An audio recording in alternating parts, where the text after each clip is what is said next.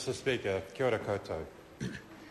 Mr Speaker, this commission that we're debating today, the establishment of a commission, is being proposed by the government in fulfilment of its confidence and supply deal with the ACT Party, with one of its support parties.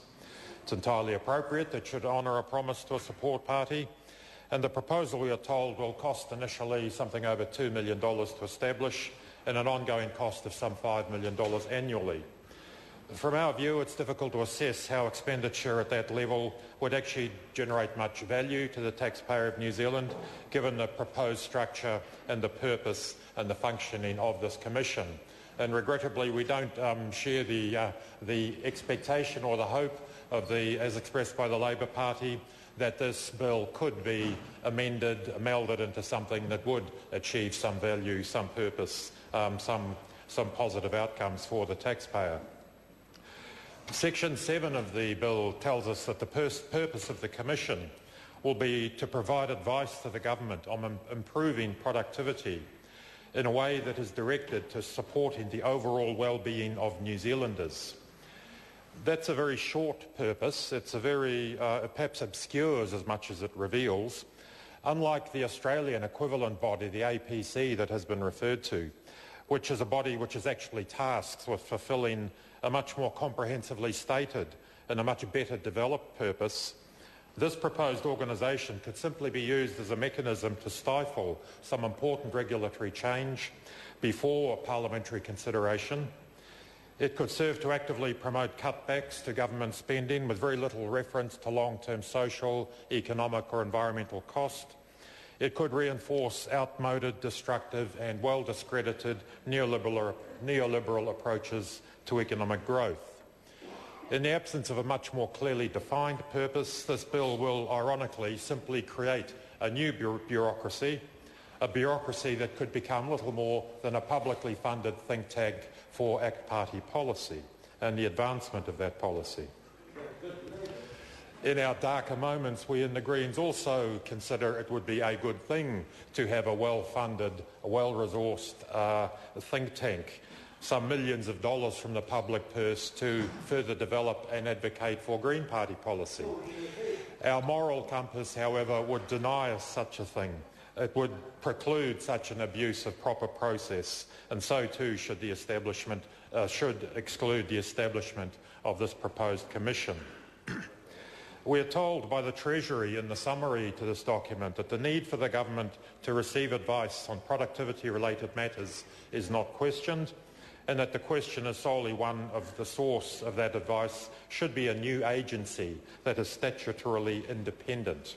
And the question of independence is a troubling one in the context of this document, this bill.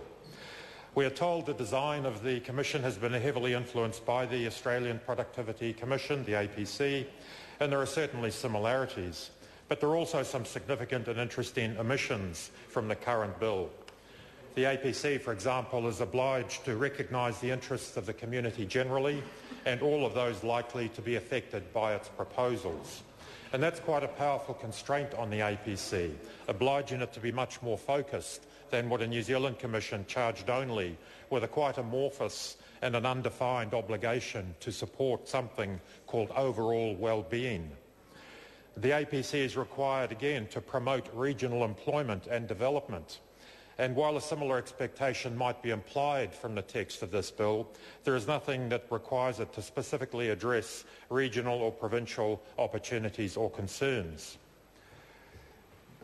There is a list of some 20-odd matters described in the explanatory note to the bill that the Commission may investigate or look into, and natural resources, including sustainability, is one of those. The word sustainable does not otherwise appear in this bill, in this legislation. Contrast this with the APC, which among its key policies and core principles is obliged to, quote, ensure Australian industry develops in ecologically sustainable ways. So rather than a very cursory passing reference to sustainability, more about substance and form than substance, there is, in the Australian example, an absolute imperative to consider ecological sustainability. The Australian agency is also obliged, required in all its reports, to provide a variety of viewpoints and of options representing alternative means of addressing the issues in this report.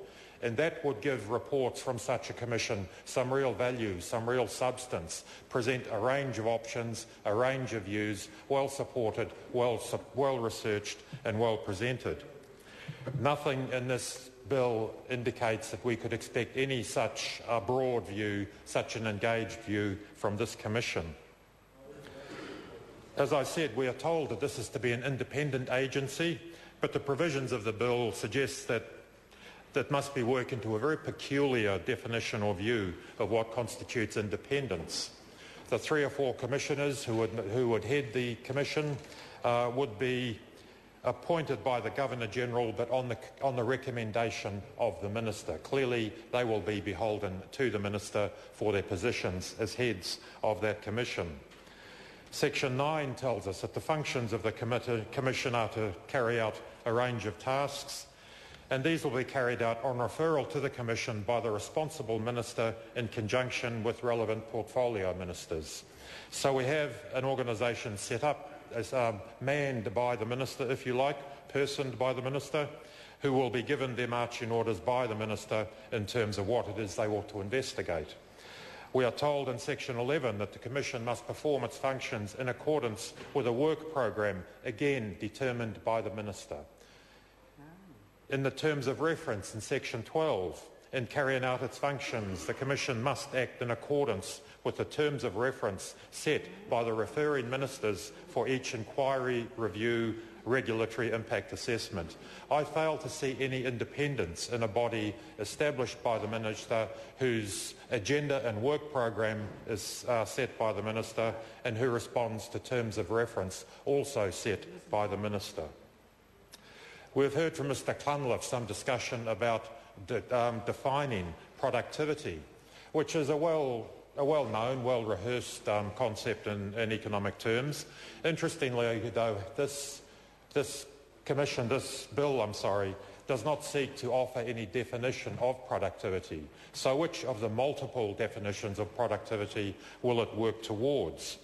Our own statistics department, who clearly is responsible for gathering information about productivity in New Zealand and comparing and contrasting us with other countries, has an interesting analysis. It offers a definition of productivity and then quite usefully offers some statements about what productivity is not.